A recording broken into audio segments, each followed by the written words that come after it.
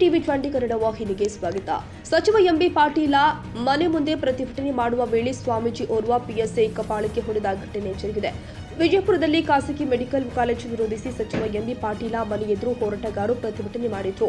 ಈ ವೇಳೆ ಪ್ರತಿಭಟನೆ ಮಾಡ್ತಾ ಇದ್ದ ಬಸವನ ಬಾಗೇವಾಡಿ ತಾಲೂಕಿನ ಪಿಬಿ ಹುಣಶ್ಯಾಳ ಮಠದ ಸಂಗನ ಬಸವೇಶ್ವರ ಸ್ವಾಮೀಜಿ ಇದ್ರು. ಈ ಸಂದರ್ಭದಲ್ಲಿ ಸ್ವಾಮೀಜಿ ಮೊಬೈಲ್ ಅನ್ನ ಪಿಎಸ್ಐ ಸೀತಾರಾಮ ಲಮಾಣಿ ಕಸಿದುಕೊಂಡ್ರು. ಇದರಿಂದ ಸಿಟ್ಟಿಗಿದ್ದ ಸಂಗನ ಬಸವೇಶ್ವರ ಸ್ವಾಮೀಜಿ ಪಿಎಸ್ಐಗೆ ಕಪಾಳ ಮೋಕ್ಷ ಮಾಡಿದ್ದಾರೆ.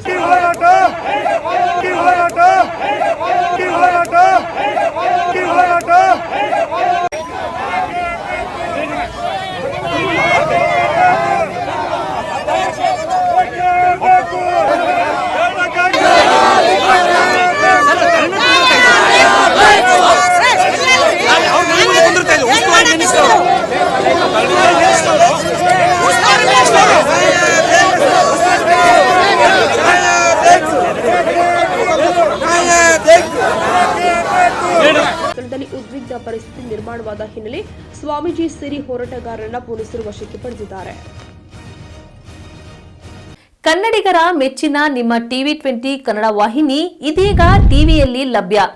ಕರ್ನಾಟಕ ಮತ್ತು ದೇಶ ವಿದೇಶದ 360 ಡಿಗ್ರಿ ಸುದ್ದಿ ವಿವರವನ್ನ ಪಡೆಯುವುದಕ್ಕೆ ಟಿವಿ 20 ವಾಹಿನಿಯನ್ನು ಲೈಕ್ ಮಾಡಿ, ವಿಡಿಯೋಗಳನ್ನು ಶೇರ್ ಮಾಡಿ, ಕಮೆಂಟ್ ಮಾಡಿ, ಸಬ್ಸ್ಕ್ರೈಬ್ ಮಾಡಿ.